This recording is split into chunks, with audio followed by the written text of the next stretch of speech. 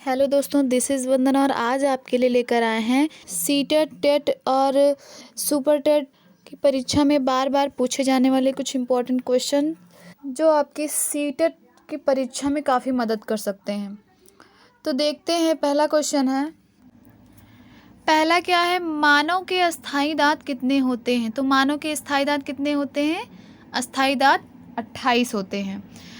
किशोरावस्था में कितने दांत होते हैं? तो किशोरावस्था यानी युवावस्था, एक स्वस्थ व्यक्ति के मुंह में कितने दांत होते हैं? 32 दांत होते हैं। तो किशोरावस्था में कितने हुए? 32 दांत हुए। मनुष्य की संरचना कितने गुणसूत्रों से होती है? तो मनुष्य की संरचना 23 जोड़ी गुणसूत्रों से होती है। ठीक है, कितने गुणसूत्र से? 23 जोड़े गुणसूत्र, और 23 दूना 46, टोटल कितने हो गए? 46 गुणसूत्र हो जाते हैं।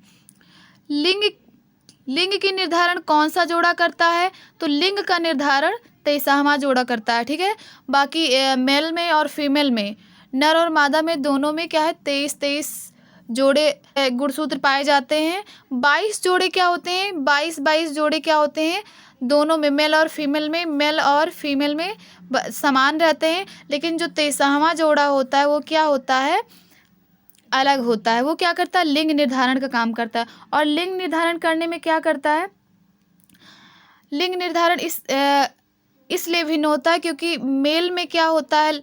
मेल में एक्स और वाई गुणसूत्र होता है 23वें जोड़े में, और फीमेल में एक्स गुणसूत्र होता है। तो इस प्रकार से 23वां जोड़ा क्या होता है? भिन्न होता है, और यही क्या करता है? लिंग निर्धारण करता है। आगे है डिंबा अवस्था कितने दिन की होती है? डिंबा अवस्था कितने दिन की होती है? तो क्या होती है? 14 दिन की होती है। पिंड अवस्था का समय कितना होता है? तो ये 2 महीना 14 दिन का होता है।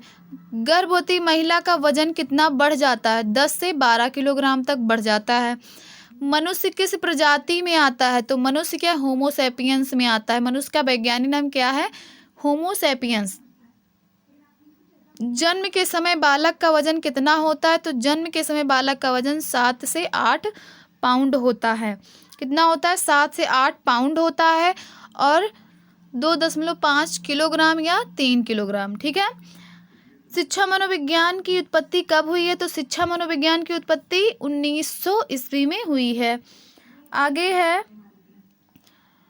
मनोविज्ञान को एक निश्चित विषय के रूप में श्रेय देने का आधार किसको जाता है? तो विलियम जेम्स को जाता है। ठीक है, ये क्या थे? अमेरिका के, किसको जाता है?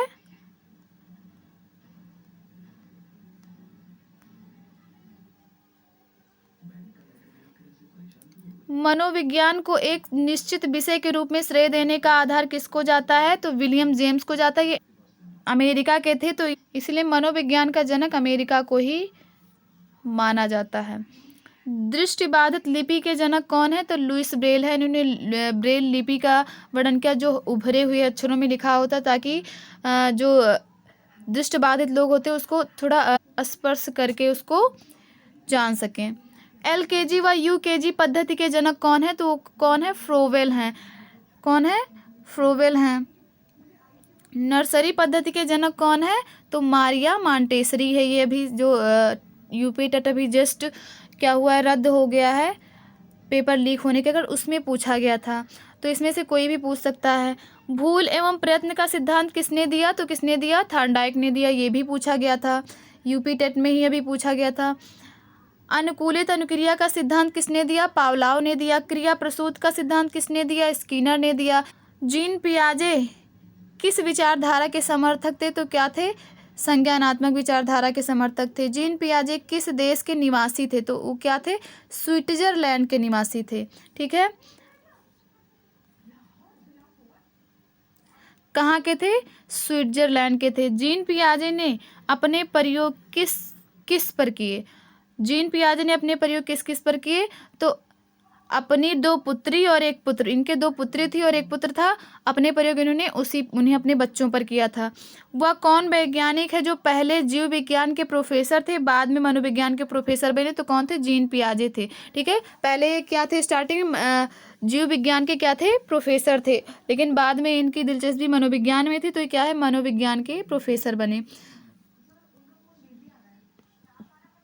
आगे है, कोहलर किस संप्रदाय के समर्थक थे? तो क्या संज्ञानवादी थे, ठीक है, गेस्टाल्टवादी भी कह सकते हैं। वह कौन सी अवस्था जब बच्चा तार्किक रूप से वस्तुओं घटनाओं का चिंतन करता है, ठीक है, वह कौन सी अवस्था है जब बच्चा तार्किक रूप से वस्तुओं घटनाओं का चिंतन करता है? तो क्या है, मूर्त संक्रियात्मक अवस्था है। क्या है, जीन पियाजे की जो 4 अवस्थाएं हैं उसमें से ये तीसरी अवस्था है, मूर्त संक्रियात्मक अवस्था। 7 से 11 वर्ष के बालकों में रहती है। वह कौन सी जगह है जहाँ बच्चे के संज्ञानात्मक विकास को सबसे बेहतर तरीके से परिभाषित किया जा सकता है? तो कहाँ पे? विद्यालय में। आप लोगों से पूछेगा फैमिली में, परिवार में या फिर समाज में, तो सही क्या विद्यालय भी दिया रहेगा, तो विद्यालय और कक्षा में। आगे है, बच्चे दुनिया के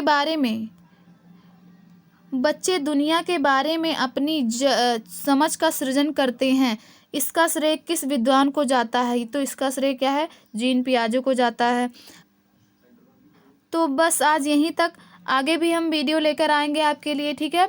इंपॉर्टेंट क्वेश्चन ही लेकर आएंगे जो परीक्षा की दृष्टि से बहुत ज़्यादा इंपॉर्टेंट है और बार बार पूछे गए हैं। इसमें से कोई ना कोई क्वेश्चन फंस सकते हैं, तो ये सब क्वेश्चन बहुत इंपॉर्टेंट है और ऐसे ही क्वेश्चन आप लोग के लाते रहेंगे। तो प्लीज़ मेरे चैनल को सब्सक्राइब कीजिए, लाइक एंड शेयर करना मत भूलिएगा। Thanks for watching.